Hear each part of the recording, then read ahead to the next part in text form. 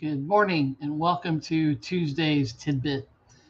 I saw an interesting post on, I think it was Facebook, I'm not sure, might have been Instagram, doesn't really matter, from Jason Kidd, who, for those of you who don't know, he's the Dallas Mavericks head coach and was a former NBA player. And I thought it was interesting. He talked about, um, I'm kind of going to read this to you, but he says when he first came into the NBA, he couldn't shoot.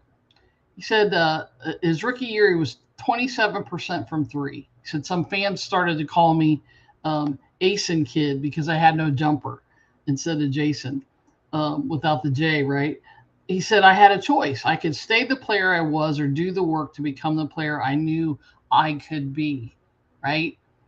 To become the player I knew I could be, I had a choice. I chose the work. Years of early mornings, late nights, reps nobody saw, coaches who would not let me quit. By the time I retired, I'd hit 40% from three for my career, more than 1,988 made threes. Not the most talented shooter in the league, but a player who refused to stay where he started.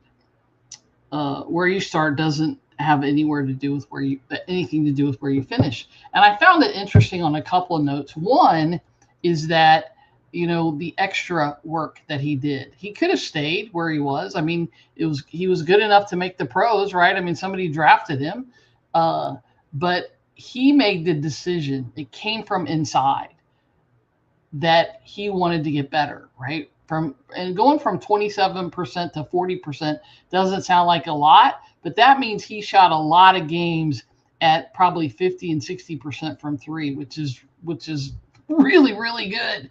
But here's the interesting thing is I think being realistic about where you are. He said, I'm not the best shooter. I wasn't the best player in the league, but he outworked so many great players. He outworked them. And I relate to that because I've often said I was never the best player on the team, whether it was field hockey, softball, basketball, it didn't matter. But I could outwork you. You weren't going to outwork me. You weren't going to out practice me. You weren't going to throw or hit or have more grounders. You just weren't, right? And and sometimes in business, I think it's way easier to give up, especially if you don't have a coach or a mentor, especially if you don't have somebody that you're working with, right? Somebody that's pushing you. Notice he said, I worked with coaches who would not let me give up. But where does that come from? It didn't come from the coaches. He had to hire those people. He had to work with those people, right? It came from inside. It came from him. And I think that's the thing that sometimes if we knock down enough times in business and in life that we forget is that we get to make those decisions. We get to determine. Because I've often said when you stop growing, you start to die. Now, that may sound extreme, but it's true, right? When you stop growing, where are you going? What are you doing? You start to wither. You're either improving or you're not, right? I mean, you're either getting better or you're getting worse. There's very rarely a staying the same in life or in business. And so I just found it interesting that again, somebody who made it to the NBA, right? He was playing. Now he's a head coach, and he put in that extra work. How much extra work are you willing to do? It's kind of like yesterday's Monday's Minute, right? If you didn't get to that one, I would suggest you go look at it wherever you are, whatever platform you're on, it's there. But you don't have to kill yourself. But what are you willing to do? Right? Are you willing to do a little bit more, a lot more? Or are you willing to do whatever it takes? That's what we talked about yesterday. But I just find it interesting that, that's a huge change. And so I'm not advocating that you work 80-hour weeks. I'm not advocating that you work 10 or 12-hour days. Sometimes it's not about more hours, it's about putting more into the hours you're already working.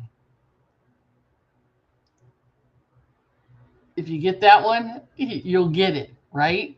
And so people say, "Oh, I worked 12 hours a day today." Well, did you, or did you work an hour or two and fill in the rest of the time, right? It's not about being busy, it's about being productive. And so, and sometimes that productivity, the only way to help, the only, again, I've often said the motivation has to come from inside. It doesn't come from listening to, David Goggins talk about what he's done, or listening to, whoever it is for you, right? A Maya Angelou quote, or a song, or whatever it is. It's not about that. You can be inspired by those things, but inspiration is short lived. The motivation has to come from inside of you. And so, are you motivated to go from 27 to 40%? And here's the thing, it's your business, so it's okay if you're not. But I find it interesting that the best of the best are motivated from inside, and they do the work. They find a way to get better. He wasn't the best player, but he made great improvements, and you can too. And if you need some help with that, I would be honored to talk to you about working with you one-on-one or on a project basis, or if you need to have some fractional work that you need done, reach out to whatever platform you see this on, and let's have a conversation. I'm Diane Conklin with Complete Marketing Systems and Diane's Dozen. Until next time, make it a great day.